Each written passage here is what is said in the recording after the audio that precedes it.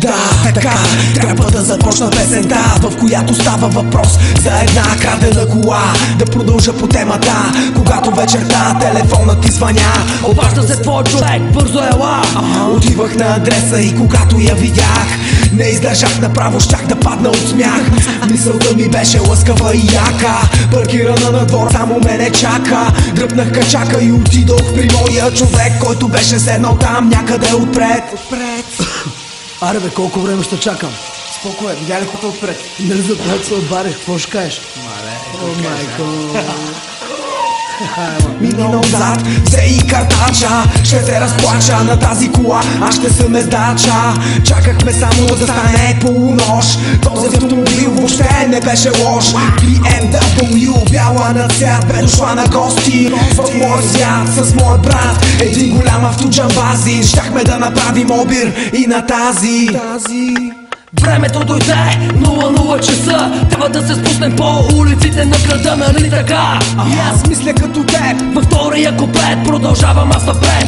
Мисля, че трябва и да щупим стъклото. Защо? Защото ще ни хване момчето, на което е БМВ-то е вътре. Ще го накараме да млъкне. Влязох в колата и започна играта. В този миг проблемът беше съдбата. Трябва да стигнем до този автосалон. Не се страхувай, ще и намериме подслон. Вземай този касетофон и пробири за тон колони. Главата ти е мъдена от глупави купони. Взимай колата, бързо и бягай, не се давай, не се давай. Взимай колата, бързо и бягай, не бавай, никой не бавай. Взимай колата, бързо и бягай, не се давай, не се давай. Какво ще кажеш да направим сделка? Не се притеснявай, приготви тая голка. По-добре да сменим номерата, свали ги тези, другите са в турбата. Да не пуснем на откуп, да му искаме пари. Предложи мой човек да се правим на добри, дори да трябва и да я разглобя.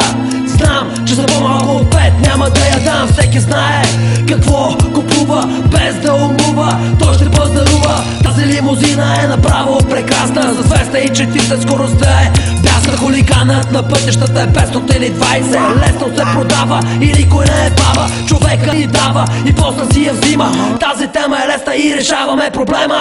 Всеки тарикат знае как да открадне лимузината, която му харесва да нападне. По обяд, вечерта, по всяко време колите ви са застрашени, но не от мене, от хората, от тези красите на коли с разбитите мечти, живеещи с много пари на улицата всеки ден с нова далавера. Те се мъчат и живеят в тази атмосфера. Всяка афера, касаеща живота им, е нова надежда за тях и за децата им. Взимай колата, бързо и бягай, не се давай, не се давай. Взимай колата, бързо и бягай, не бавай, никой не бавай. Взимай колата, бързо и бягай, не се давай, не се давай. Взимай колата, бързо и бягай, не бавай, никой не бавай.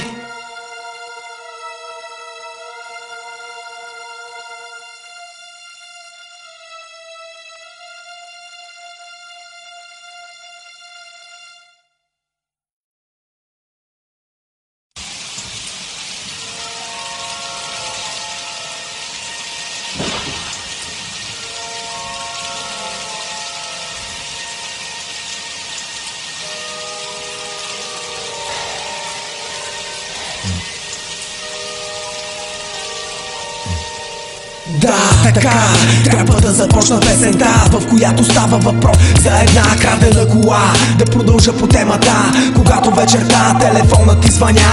Обажда се твой човек, бързо ела. Отивах на адреса и когато я видях,